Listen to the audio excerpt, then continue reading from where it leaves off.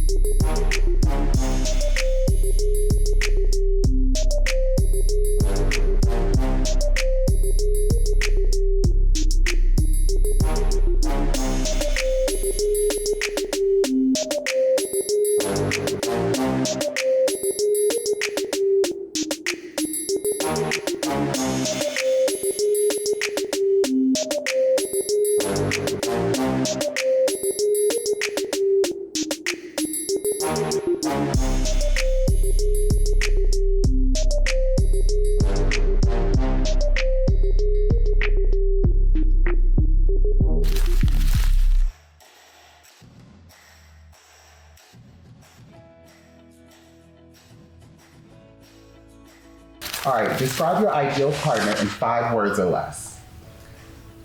Thick. Luxurious. Ooh. Big. So you like thick and big. Personalities. That sounds like a puppy. You had me at thick and big. Like a few things. Okay. I would say honest, adventurous, caring, respectful, and trustworthy. Good. I feel more professional. I'm gonna piggyback off of that a little bit too. Like respect is very important. Trustworthiness is very important. Yeah. I feel like those are hallmarks of like a honest relationship. So You got 3 more. well, I was gonna say loyalty, but that kind of falls under trust and respect. Think it's still available. Big is always good. Yes. Think it's nice. It's still cold out. So I appreciate it. Tall. I mean, I guess not. It doesn't have to be tall. So. See, the whole height, thing, yeah. I guess. Yeah. The whole thing with And like smart. people being tall, of course. Yes. Yeah. Oh, yeah. And like, see, like, I like mine dumb. No, I'm kidding. I want to be the smart one, okay? Yeah. Anyways, yeah. What was I talking about? Never mind. It's cool. So, Thick and big. Thick and big. Exactly. big. That's the only thing. Thick and big. My ideal guy is tall, creative, ambitious. Wait, is leader and ambitious the same thing? No. A leader and funny. Yeah. I second that. Gotta be funny. Yeah, It's gotta be funny. You can't. You ain't gotta be funny to everybody, but you gotta make me laugh. In the public, you could be that stone cold. Like I don't have any sense of humor, and I'm fine with that. But to me, Ain't that better? Yeah, but to me, I wanna be able to make. You gotta be able to make me laugh, and I want to be able to make you laugh and smile. I want everybody else to be afraid of you, but I want you to make me laugh. You're like, everybody like, oh, he's stuck up. No, he's not. You just don't know. Still be thick and big. Yeah. Man. I'm gonna be on this thick and big all night long. You say that to all the boys. Like that.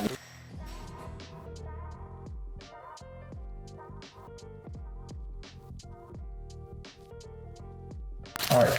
What was some of the best advice an ex has ever given you? Let's start with you.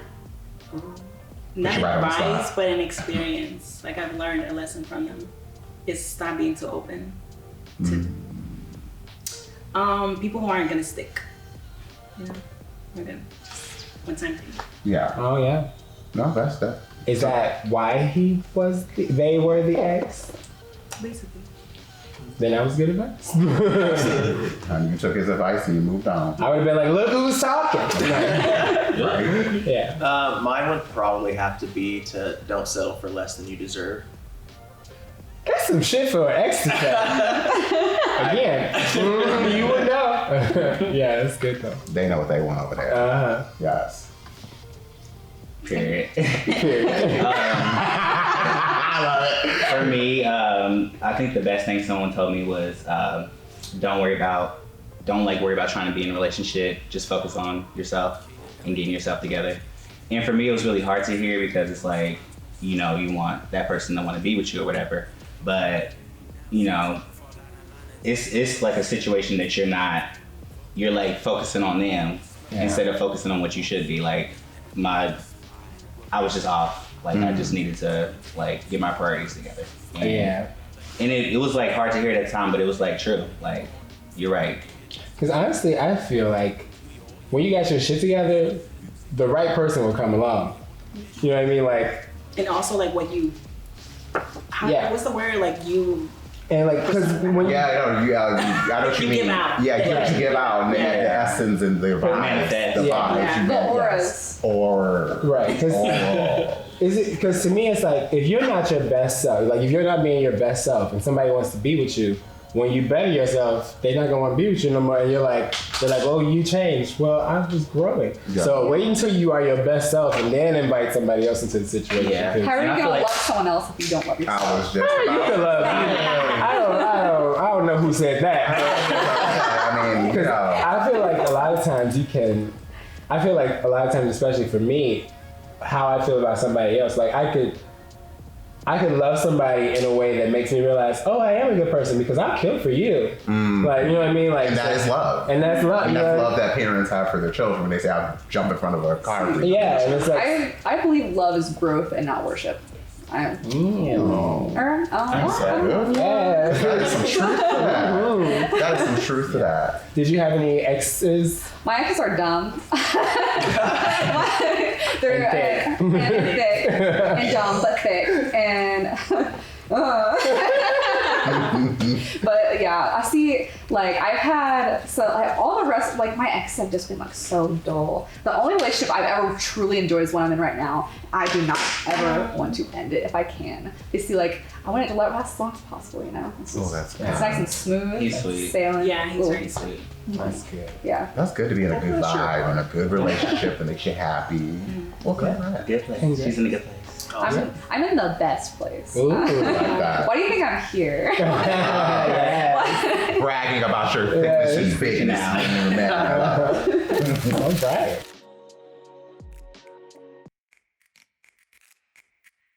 Describe the perfect date in 5 words or less. Ooh. And don't say May 25th. Yeah. Or Friday the 13th, though.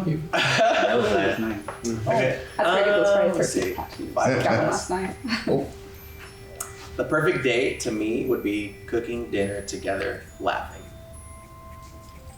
Thick and funny. I see what you did there. Yes. Smoke. Stargazing. 6. I like that right there. That sounds like. Who among us have not? Especially the part about stargazing. I just love the stars. Oh, that's the part you went. There was a different part of there that I really connected to. I mean, I love a good smoke too. Oh, yeah, that was it. Music and I guess alone. Being alone. It's a little quality time. Alone time is very important, and when you're like in on a date or a relationship situation, it's very important to see how you guys, I think, handle yourself with just you and that person in the room. Yeah. Because the energy does change. Yeah. Oh yeah. It does. It does. You know what I like? Movie, then dinner. Because now we have something to talk about. Because if I just met you and then we go to dinner, we ain't got shit to talk about at dinner. Then we go watch a movie, so we're sitting quiet for 2 hours. Yeah. And then you go home. It's very confusing. Yeah, some people. Movie, then dinner. I've heard people say when I have dated in the past, I've said that, like, let's go to a movie, and then they say, well, we can't talk to each other. But I'm like, the same thing. We'll have something to talk about at dinner. I have a shared experience. Yeah. So, what about you I guys? like that. Everything she said. I also like a little adventure too. I like to have fun. Now, you mean like rock climbing or like? The climber. I mean, different types of fun that you can have. Not A wise woman once said. He likes the stars too. Like, Everyone likes looking underneath the stars. the stars. Oh, fun. Okay, you meant the stars. the stars, yeah. And I like to hike too. I really like that. You like to hike? Yeah. It's nice to hike and, smoke, chill, play music, you know. If you Get a little exercise. If you put smoke at the end of anything, you can get me to do it. If you need your house painted, as long as you got some good smoke, I'll come over for a little while. I'll be good, bro. What's your perfect date? That's a good question. You see, it depends on what mood I'm in. Like, if I just want to like chill out and like just sit at home, then I'm in that mood. It really depends on like what you want to do that night. Like if it's fun, it's fun. See, there's a place that I really like. That's like just this art center. It's like a broken down. It's like an old office space. So they converted it into a place of like art and different things like that. I love going there. If we could go there, oh my goodness, I love it so much. If we could see, but like. If I could sum it up in some words, adventure, fun, learning, sweet, thick. Oh, yeah. I will say museums are the best date. Oh, yes. I had a guy once take me to a museum in Chicago, and it was the original Picasso's, and I thought I was like, that oh is God, real this is romantical. right? I was like, oh my God, thank you for this. This is so good. But I mean, I love a good date at a museum. Oh my That gosh. is so romantic. The art museum is my favorite. I actually have like a pass to theirs. It's like free. I love it so much. I take everybody there. Yeah, It's I so love fun. museums. They're so good. I went to the I'll take you. museum when I was in LA. Recently. Yeah, I know. It's very nice. Very nice. They have nice, big, tall things there too. Oh. Thick.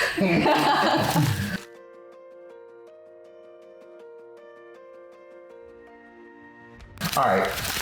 What's the best job you've ever had? My best job was my first job. I used to work for Jimmy Jazz, Yeah. not Jimmy John's. Mm-hmm. It was a clothing store. Jimmy Jazz. Jimmy Jazz. Oh, I yeah. used to live Jimmy Jazz. So we're in the Midwest. We don't really have that kind of stuff here. So all the wannabe rappers and artists and photographers would go there. It was in trade. Yeah. It was. There's not like working retail when beautiful people come in. It's like you just tell them how beautiful they are and they get it. You're like, oh my God. You're perfect. You fit into the clothes so perfect. What's your number? Okay. Tina, what was your favorite job? My favorite job was my first job, actually. I was a bagger and at a grocery store. I could not stand the people I worked with, but I loved the job because it was always something to do. And getting carts was my favorite thing because you could stay out of trouble. Bitch. That was my favorite thing to do. I worked at a grocery store and pushing carts is the best thing. No, That's my favorite thing. You could like go out there and it almost is an excuse for you to like not actually be in your job for like at least like a good hour. You can like go outside and don't nobody look for you. They just like they know you pushing them carts, and they're like you're doing the grunt really of the work, so like they respect that. And they used to, I remember telling me like, you only can push 10 carts. Don't push anything else more. I would push 20 carts up in that. So isn't it so fun to like when you really have to turn it and you can like yeah, you're like, and I remember when I was growing up, I would see people getting carts and gathering carts, and then I like remembered all the stuff that they did. So I was like, one time I was actually pushing carts, and this car wasn't paying attention, and she literally came blinding through it. I hit her car. And it was the craziest thing when she unrolled the window and I realized she was reading a book and driving at the same time. What? But she completely like apologized to me as if like, I was like, okay, I just hit 20 carts, like ran into your car with 20 carts. But okay, sure. But that's the thing. Apology accepted. When you push cars, being out there in like the grocery store parking lot, you see people at their worst. It's like they get out of their cars be junky as hell. You know what I mean? Or like sometimes the old ladies who need help to the car or whatever, and then she got 20 cans of cat food, and you're like, okay, all right, gonna be okay. Yeah, I used to love doing cars, especially because like.